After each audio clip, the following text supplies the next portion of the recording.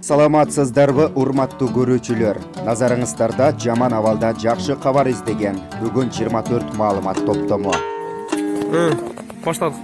Уважаемый президент, уважаемые депутаты, премьер-министр, сегодня 18 апреля 2020 год. Мы уже неоднократно к вам обращались. Мы были в аэропорту Шереметьево 4-5 дней. Потом опять пришли в хостел. Здесь вы видите более 90 человек. За пределами хостела еще более 150-200 человек, у которых на руках есть билеты. По какой причине вы тянете вот этот срок? Вы объясните нам, пожалуйста, почему вы обманываете нам как маленьких детей? Объясните, пожалуйста, мы вам конкретный вопрос задаем. У нас есть билеты у каждого, мы купили эти билеты. Мы не говорим, что вы Сооронбай Шарипович, чтобы бесплатно нас довозили. Мы говорим, что мы купили эти билеты, предоставьте нам либо самолет. Не можете самолет предоставить, если у вас такой возможности нет. Предоставьте нам поезд тогда. Вы правительство Кыргызской республики, берете помощь у Китайской Народной Республики КНР. Вот так постоянно попрошайничать. Попрошайничать у узбеков, узбеки помогают. У всех помощь берет Кыргызская республика. А почему вы нам помочь не можете, гражданам Кыргызской республики? Вот это объясните, пожалуйста, нам. Если это будет дальше продолжаться без ответов, я не то, что вас предупреждаю, я просто мы все говорим, здесь люди готовы объявить даже голодовку. Правильно. Который дойдет даже до смерти, я вам скажу, даже если я не хочу такое, чтобы плохое было, но это может до смерти дойти, потому что здесь есть пожилые люди и беременные женщины. У меня больше слов нет. Президент, урматтуу депутаттар, биздин акыбарыбызды чечип берип берсеңер болбой калды. Бир айдан бери ушул жерде жүрөбүз. Же жумуштан жок, же акчадан жок. Бабаңарга жарайбыз. Жакында ушул менен чечип берип берсеңер, керек болсо айтып атышат. Ачкачылык жарыялап жүрүп атышат. Бизге тамактын жеткирүүнүн кереги жок. Бизге Кыргызстан керек. Биз Кыргызстанга жетишибиз керек аман эсен. Уштерде бизди камап отура бересиңерби? Биз ойлобойсуңарбы? Силерге силерге керекпизби? Кыргыздар силерге кереги жокпу? Кыргыздар эмне болсо ошо болсун деп атасыңарбы? Кечип бербейсиңерби? Акча тыйылган жокпу биз алып кеткенге?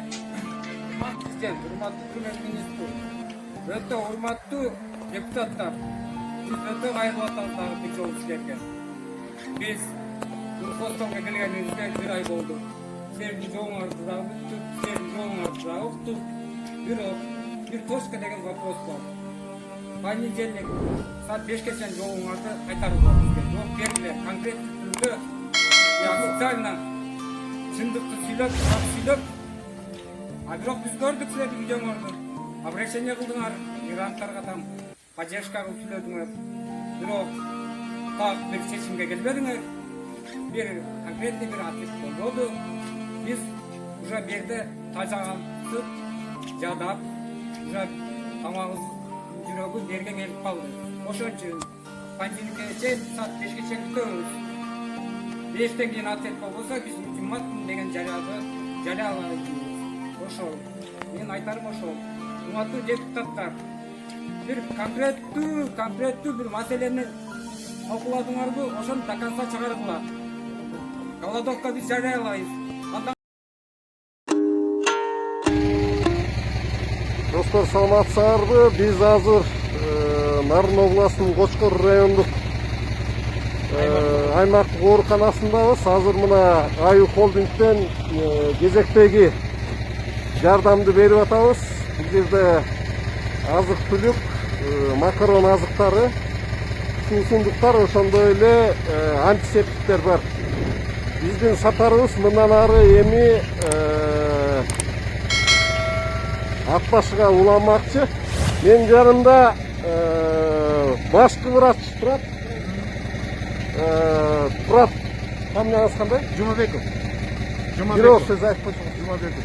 Рахмат Аю холдинг компаниясына ушундай бир оор күндөрдө сиздер колдоп атасыздар. Сиздерге терең ыраазыбыз, жүрөгүбүздөн ыраазыбыз. Биз эми колдон келген аракеттин баарын жасап атабыз. Рахмат. Медицина кызматкерлери күнүндө иштеп атат. Рахмат. Айжамал звонила? Да, я готовлюсь уже. Готовишься, да? Отлично. В течение, наверное, 20 минут тебя заберу. Ильдар с утра собирает свою команду. На этот раз на помощь вызвались одни девушки. Привет. Привет, здравствуйте. Хорошо, как у вас дела? Хорошо, спасибо. Визажисты, маркетологи и бухгалтеры стали на эти дни добровольцами, которые помогают доставлять продукты тем, у кого совсем не осталось еды. Ильдар везет волонтеров на оптовую базу для расфасовки продуктов. Здесь его ждет еще один координатор народного штаба Урмат. Ну, в общем, вот здесь склад тоже, здесь формируют, видите, вот фасуют пакеты.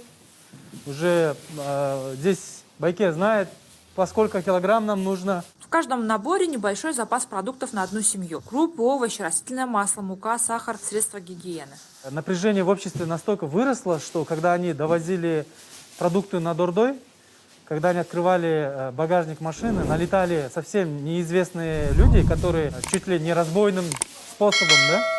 Это говорит о том, что люди голодные. Пока мы разговариваем, Урмату все время звонят. В основном люди просят помощи, но на этот раз это совсем другой случай. Мы можем сделать так, сейчас задание дадим волонтерам, чтобы они обзвонили 500 и этих подготовили для вас. Только что какой-то коммерческий банк, не афишируя, без рекламы, решил перевести деньги для 500 семей, которым очень нужна еда. Мы не ожидали получить такую огромную поддержку от народа. Очень много людей, кто помогает 50 сомами, 100 сомов, 500 сомов.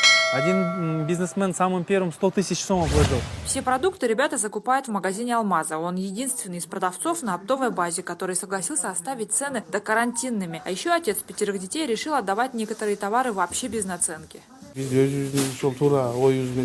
Я думаю, что я поступаю правильно. Всю прибыль, которую я недополучил, я получу от Бога.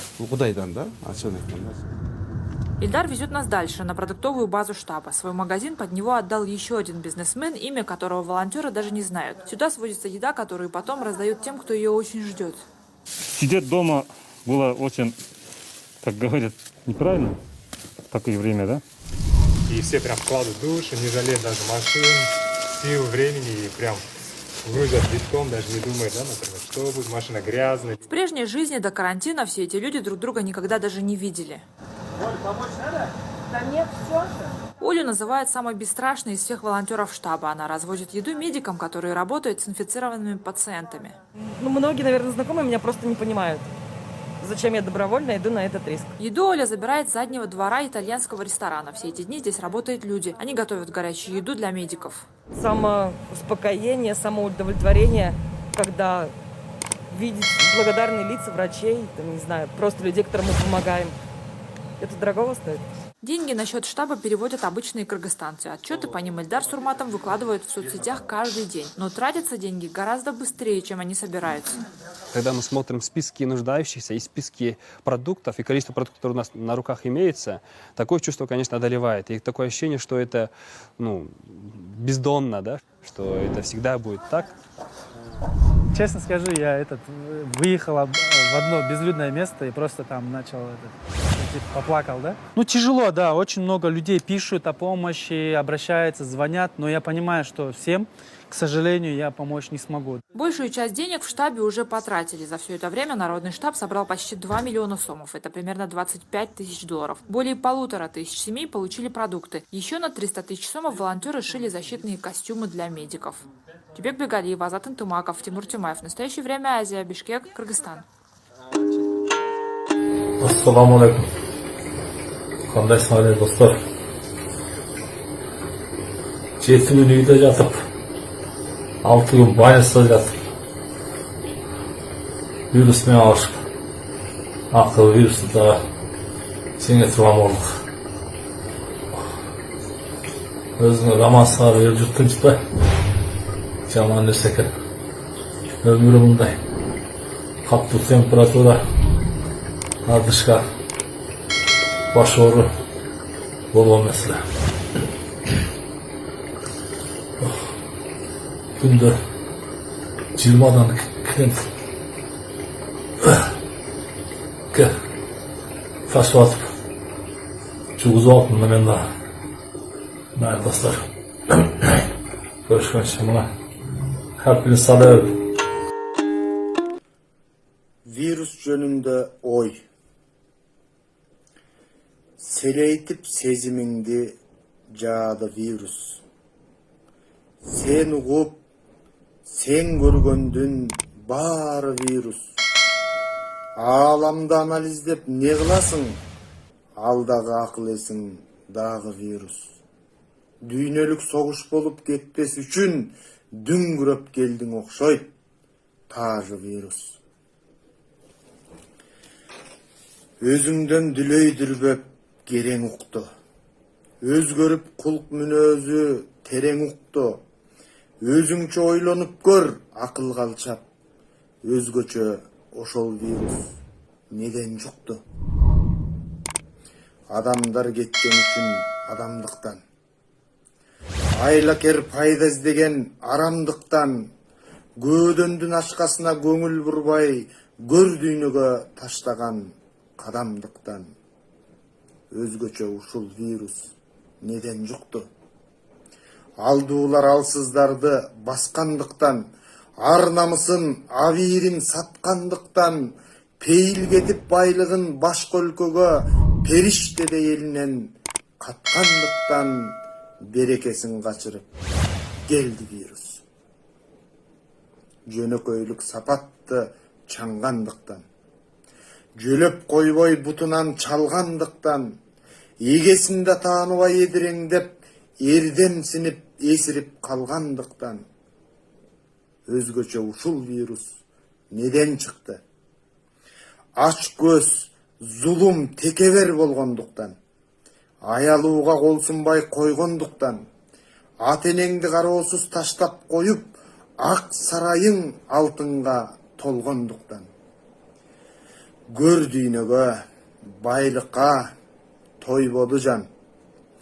Кечээкиңди чыгарып ойлоруңдан, кесир эмне экен эстен чыгып, көгөртүп нандыргытып койгонуңдан, ошонуңдун айынан ошонуңдун, очогуңдун түбүнө келди вирус. Жараткандын жарык нур, мээри берген, жомок сымал бейиштей жери делген, атаң өскөн жериңди чанып анан, ата конуш жериңди жеригенден, айландырып казыгың ушул жер деп, айылыңа алып барып койду вирус. Алыс таштап жарыңды алганыңды, айда жылда бир көрүп балдарыңды, далбас уруп жүрчүбүз дарман издеп, дейди болуп кыдырып шаарларыңды. Дегдегениң башка эле кайрандарым, дымы үйдө отуруп калбадыңбы? Демек, вирус жөн эле жолдон жукпайт. Дили таза, дидарлуу бойдон жукпайт. Чырпыкада зыяның жок болсо эгер, чын дилиңен сунулган колдон жукпайт. Болбос үчүн бул вирус боюңду жуу. Боюң менен биргеле оюңду жуу. Башкалардан издебей бул илдетти баса турган эртеңки жолуңду жуу. Чындап эгер ойлонсоң, адам вирус. Чындыгы жок ташталган кадам вирус. Табиятка жасаган мамилебиз тажы вирусуңдан да жаман вирус. Каналга жазылууну унутпаңыздар. Биринчилерден болуп маалымат алуу үчүн коңгуроочону басыңыз. Дайыма ден соолукта болуңуздар. Сиздер менен бүгүн 24 маалымат топтому болду.